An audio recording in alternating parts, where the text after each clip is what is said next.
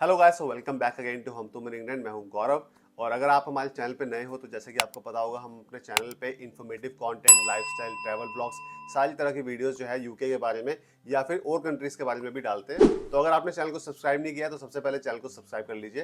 तो आज की वीडियो जो है वो बहुत ही इंपॉर्टेंट है। अभी रिसेंटली मैंने ब्रिटिश सिटीजनशिप जो है वो यहाँ पर ली है और ब्रिटिश पासपोर्ट भी जो है वो मेरा आ चुका है। तो ये ना मेरा ब्रिटिश पासपोर्ट अभी रिसेंटली ही आया है। तो स्टार्ट करते हैं फिर आज की वीडियो से। होपफुली इस वीडियो के एंड तक आपको पता चल जाएगा कि आपको आईएलआर के लिए कौन से डॉक्यूमेंट्स अप्लाई करने हैं और सिटीजनशिप के लिए कौन से डॉक्यूमेंट्स की जरूरत पड़ती है।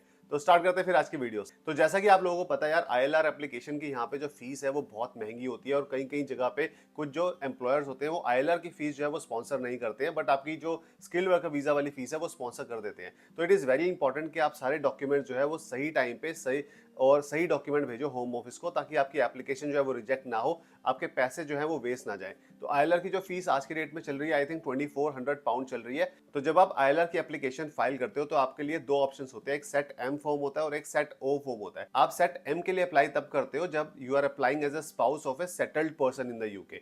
बट अगर आप स्किल्ड वर्कर के थ्रू जा रहे हो या डिपेंडेंट हो स्किल्ड वर्कर एप्लीकेंट के, तो उसमें आप सेट ओ वाली एप्लीकेशन भरते हो। तो उस केस में सेट ओ वाले जो डॉक्यूमेंट्स है वो लगते हैं। तो आज हम सेट ओ वाले डॉक्यूमेंट्स के बारे में बात करने वाले हैं। मोस्टली डॉक्यूमेंट जो है वो सेम ही रहते हैं। तो स्टार्ट करते हैं फिर आज की डॉक्यूमेंट लिस्ट से।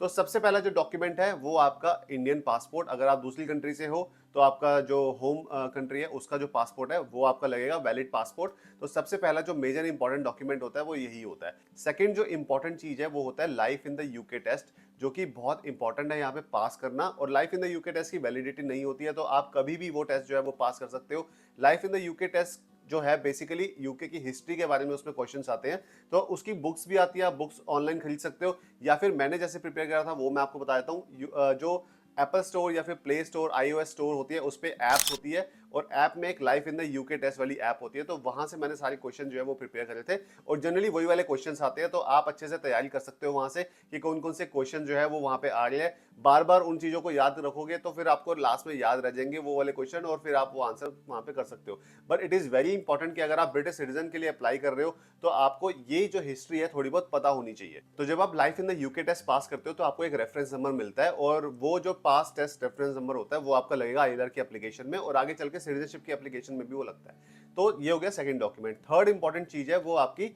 इंग्लिश टेस्ट की रिक्वायरमेंट होती है। तो यहाँ पर आप इंग्लिश टेस्ट, अगर आपने यूके से पढ़ाई करी है तो आप उसके थ्रू अपनी जो डिग्री है वो दिखा सकते हो। अगर आपके पास यूके की पढ़ाई नहीं है या कोई इक्विवेलेंट डिग्री है आपके पास, तो उसको आप एक्टिस जो सर्टिफिकेट होता है या यूके नैरिक सर्टिफिकेट होता है उसमें कन्वर्ट कर सकते हो, वो दिखा सकते हो आप। अगर वो भी नहीं है आपके पास तो आपको एक इंग्लिश लैंग्वेज का B1 आईएलटीएस टेस्ट पास करना होता है। बहुत ही सिंपल होता है वो, इंग्लिश लिसनिंग स्पीकिंग राइटिंग जैसे आईएलटीएस होता है, लेकिन उसकी जो लेवल होता है वो बहुत मुश्किल वाला नहीं होता, बहुत इजी वाला होता है। जैसे हम नॉर्मल बात करते हैं तो समझना आना चाहिए, जो बंदा सामने बोल रहा है थोड़ा बहुत वो समझना आना चाहिए, बस उतने लेवल का टेस्ट होता है। तो वो B1 टेस्ट आसानी से पास हो जाता है। तो इंग्लिश लैंग्वेज के लिए आपको ये वाली रिक्वायरमेंट जो है वो फुलफिल करनी होती है। इसके बाद जो इंपॉर्टेंट चीज आती है वो आती है कि आपकी 2 पासपोर्ट साइज फोटोग्राफ्स लगती है और अगर आप यूके में रह रहे हो तो आपने कितना टाइम जो है आउटसाइड ऑफ यूके स्पेंड किया है, ये सारी हिस्ट्री देखी जाती है।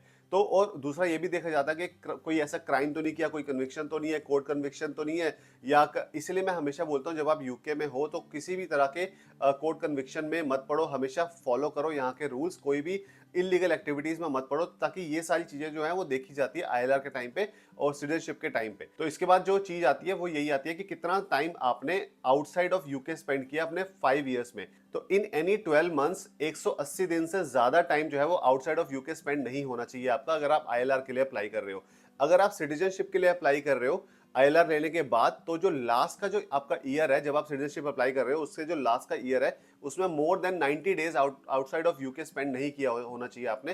तो ये बहुत बड़ी रिक्वायरमेंट है आपकी, यहाँ पर ये चीज का ध्यान रखना चाहिए। इसके बाद जो इंपॉर्टेंट डॉक्यूमेंट्स आते हैं वो आता है आपका बीआरपी कार्ड। बीआरपी कार्ड का जो नंबर है वो, उसके बाद आता है information about where you live, आपका एड्रेस प्रूफ चाहिए, वहां पे रेजिडेंस प्रूफ चाहिए। तो उसमें भी काफी चीज आपको चाहिए हो सकती है। आपका यूटिलिटी बिल वगैरह आपके नाम पे होना चाहिए ताकि आप प्रूव कर सको कि आप यहाँ पे रह रहे हो। और इसके बाद अगर कोई किड्स या चिल्ड्रन आपके साथ अप्लाई कर रहे हैं तो बर्थ सर्टिफिकेट आपको प्रोवाइड करने होंगे। इसके इसके बाद अगर आप as a skilled worker visa पे अप्लाई कर रहे हो तो आपका एक एम्प्लॉयमेंट सर्टिफिकेट लगता है, मतलब कि एम्प्लॉयर के थ्रू एक लेटर लगेगा। उसमें क्या होगा, आपका कॉस्ट नंबर जाएगा सारा, और ये जाएगा कि आप कितने टाइम से वहां पे काम कर रहे हो, कितने टाइम से काम कर रहे हो, एम्प्लॉयर की रिक्वायरमेंट जाती है। तो ये सारी चीजें आपकी एक एम्प्लॉयमेंट सर्टिफिकेट में जाती है। और अगर आप स्किल्ड वर्कर वीजा डिपेंडेंट के थ्रू आप अप्लाई कर रहे हो आईएलआर, तो आपका एविडेंस लगेगा कि आप अपने पार्टनर के साथ अभी भी रह रहे हो।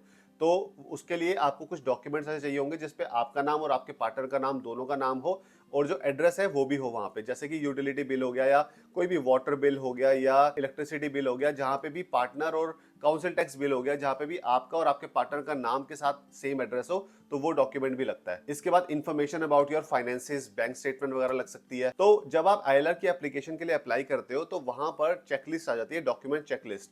तो डॉक्यूमेंट चेकलिस्ट आप वहां से डाउनलोड करते हो और वहां से आपको पता चल जाता है कि ये सारे डॉक्यूमेंट जो है वो आपको चाहिए हो सकते हैं। लेकिन इस वीडियो में मैं आपको इसलिए बता रहा हूं ताकि आप पहले से ही प्रिपेयर होके जाओ जब आप एप्लीकेशन फाइल करो। और इसके बाद अगर कोई ऐसी सिचुएशन रही है आपके साथ जिसमें आपको बोला गया है कि आपको पुलिस के साथ रजिस्ट्रेशन करना पड़ेगा, तो आपका पुलिस रजिस्ट्रेशन सर्टिफिकेट भी मांग सकते हैं वो डॉक्यूमेंट्स। और जब आप आईएलआर के लिए अप्लाई करते हो ना, मोस्टली सारे डॉक्यूमेंट जो है वो एक तो इंग्लिश में होने चाहिए। अगर इंग्लिश में नहीं है तो आपको रिक्वायरमेंट है कि वो सारे इंग्लिश में ट्रांसलेशन होनी चाहिए उसकी। और उसी के साथ साथ आप जो भी डॉक्यूमेंट्स अप्लाई कर रहे हो, प्रोवाइड कर रहे हो, वो ओरिजिनल होने चाहिए। ऑनलाइन डिजिटल कॉपीज आपको अपलोड करनी पड़ सकती है, स्कैन कॉपी। जो बायोमेट्रिक्स होते हैं उसके लिए आपको अपॉइंटमेंट लेनी पड़ती है। आप जाते हो एक सेंटर पे, वहां पर आपको बायोमेट्रिक्स, अपने फिंगरप्रिंट्स और जो आई स्कैन वगैरह होता है, वो सब चीजें वहां पे प्रोवाइड करनी होती है। तो ये सारे वो डॉक्यूमेंट्स हैं जो आपको आईएलआर के लिए चाहिए होते हैं। अब ब्रिटिश सिटीजनशिप की बात की जाए तो ब्रिटिश सिटीजनशिप के टाइम पे भी आपको मोस्टली कुछ ऐसे डॉक्यूमेंट्स चाहिए होंगे और कुछ एडिशनल डॉक्यूमेंट्स होते हैं। तो एक तो लाइफ इन द यूके और इंग्लिश टेस्ट का जो रेफरेंस नंबर होता है वो आपको चाहिए होगा। इसी के साथ साथ बहुत इंपॉर्टेंट डॉक्यूमेंट होता है referee declaration form. Referee declaration form इसलिए इंपॉर्टेंट होता है क्योंकि इसमें जो रेफरीज होते हैं वो नॉर्मल ऐसे नहीं हो सकते, वो बहुत पर्टिकुलर रेफरीज जो हैं वो होने चाहिए। एक तो सबसे पहली रिक्वायरमेंट ये है कि दोनों रेफरी आपको मिनिमम 3 ईयर से जानने चाहिए। दूसरा, दोनों रेफरी आपस में रिलेटिव नहीं होने चाहिए या आपके रिलेटिव नहीं होने चाहिए। तीसरा ये है कि अगर आप किसी सॉलिसिटर के थ्रू अप्लाई कर रहे हो तो वो जो सॉलिसिटर है उसको आप अपना रेफरी नहीं बना सकते हो। तो कुछ ऐसी रिक्वायरमेंट है, मैं स्क्रीन पर डाल दूंगा कि रेफरीज की क्या रिक्वायरमेंट है। इसके बाद जो अगली रिक्वायरमेंट है, सबसे पहला जो रेफरी है उनकी रिक्वायरमेंट ये है कि अगर उनके पास ब्रिटिश सिटीजनशिप ना हो तो वो भी चलेगा, लेकिन उनकी प्रोफेशनल स्टैंडिंग होनी चाहिए। प्रोफेशनल स्टैंडिंग का मतलब है कि वो किसी पर्टिकुलर प्रोफेशन में जॉब करते हो जो कि होम ऑफिस की तरफ से अप्रूव्ड है। फॉर एग्जांपल अकाउंटेंट हो गया या डॉक्टर्स हो गए या फिर कोई ड्राइविंग इंस्ट्रक्टर हो गया। तो मैं लिस्ट में सारी डिटेल जो है वो डाल दूंगा। इन प्रोफेशनल स्टैंडिंग में से एक उनकी होनी चाहिए जो पहला रेफरी है। तो जो रेफरी फॉर्म होता है, जब आप सिटीजनशिप के लिए अप्लाई करोगे तो रेफरी फॉर्म आप डाउनलोड करोगे वहां से। जब आप एप्लीकेशन स्टार्ट करते हो वहां पे रेफरी फॉर्म आता है, वो डाउनलोड करोगे। 2 कॉपी लगती है उसकी। एक कॉपी जो है एक रेफरी के पास जाती है, दूसरी कॉपी आप दूसरी रेफरी के पास लेके जाते हो, उनको अपनी रिक्वायरमेंट बताते हो और दोनों कॉपी पे आपकी फोटो लगती है। उस पर वो वहां पे साइन करते हैं, सारी चीजें उसमें लिखी होती है कि आपको क्या करना है। और रेफरी खुद ही वहां पे लिखता है, सब कुछ साइन करता है, अपनी डिटेल्स लिखता है, ताकि जो होम ऑफिस है वो रेफरी के साथ क्रॉस चेक कर सके कि जो इन्फॉर्मेशन प्रोवाइड की गई है वो जेन्युइन है या नहीं है। Don't provide any negative information. जो रेफरी है उनसे डायरेक्टली ये बात करो कि किस लिए एप्लीकेशन आप दे रहे हो। सारी चीजें जो है वो ट्रांसपेरेंट होनी चाहिए। तो सबसे पहला जो रेफरी है उसकी रिक्वायरमेंट मैंने आपको बता दी है कि प्रोफेशनल स्टैंडिंग होनी चाहिए। जो दूसरा रेफरी है वो ब्रिटिश सिटीजन होना चाहिए, पहली बात। दूसरा उस पर रिक्वायरमेंट ये है कि या तो वो कोई प्रोफेशनल हो या इंजीनियर हो या फिर उनकी एज जो है वो 25 ईयर से ऊपर की हो। तो ये रिक्वायरमेंट है 2 रेफरीज की। तो इसलिए ये बहुत इंपॉर्टेंट है कि आप सारे जो रिक्वायरमेंट्स है ना वो अच्छे से पढ़ के जाओ जब भी आप एप्लीकेशन फाइल कर रहे हो। मतलब ये एप्लीकेशन बहुत डिफिकल्ट नहीं होती है, आप खुद अप्लाई कर सकते हो। जरूरी नहीं है कि आपको सॉलिसिटर मतलब जो सॉलिसिटर होते हैं यहाँ पे वो फाइल करें आपकी एप्लीकेशन, क्योंकि उनकी फीस बहुत ज्यादा होती है। तो इसीलिए ट्राई करना कि आप अपने आप ही कर सको। और ये सारे डॉक्यूमेंट्स होते हैं। तो आईएलआर के लिए डॉक्यूमेंट बता दिए मैंने आपको सिटीजनशिप के लिए भी सारे डॉक्यूमेंट्स बता दिए। अब जब सिटीजनशिप आप ले लेते हो उसके बाद पासपोर्ट जो है वो अप्लाई करने के लिए आपको एक नेचुरलाइजेशन सर्टिफिकेट जो है वो आपको सिटीजनशिप सेरेमनी में मिल जाता है। उसके साथ साथ आपका जो इंडियन पासपोर्ट है या आपका जो दूसरा पासपोर्ट है, वो दोनों चीजें आप भेजते हो होम ऑफिस पे, फिर वो वहां से पासपोर्ट जो है वो प्रिंट होके आपके पास आ जाता है। तो ये सारी चीजें होती है आईएलआर के टाइम पे, सिटीजनशिप के टाइम पे और पासपोर्ट लेने के लिए। तो सारे डॉक्यूमेंट्स मैंने आपको जनरली बता दिए हैं। अगर कोई भी डाउट हो आपको कमेंट सेक्शन में जरूर बता सकते हो। इसके साथ एक बहुत ही बड़ा क्वेश्चन आता है कि जो चाइल्ड है क्या अगर वो यहाँ पे पैदा होता है तो क्या उसको ब्रिटिश सिटीजनशिप मिलेगी? तो ऐसा नहीं है, उसके रिक्वायरमेंट्स है। अगर कोई भी एक पेरेंट के पास आईएलआर है या फिर ब्रिटिश पासपोर्ट है तो उनको सिटीजनशिप मिलेगी।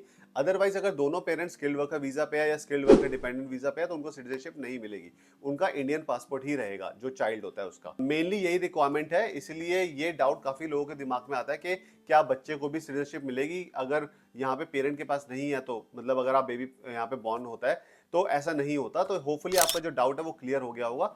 और अगर वीडियो पसंद आए तो लाइक जरूर करना, कमेंट करके बताना कैसी लगी। मिलते हैं आपसे अगली वीडियो में, तब तक के लिए बाय बाय, टेक केयर।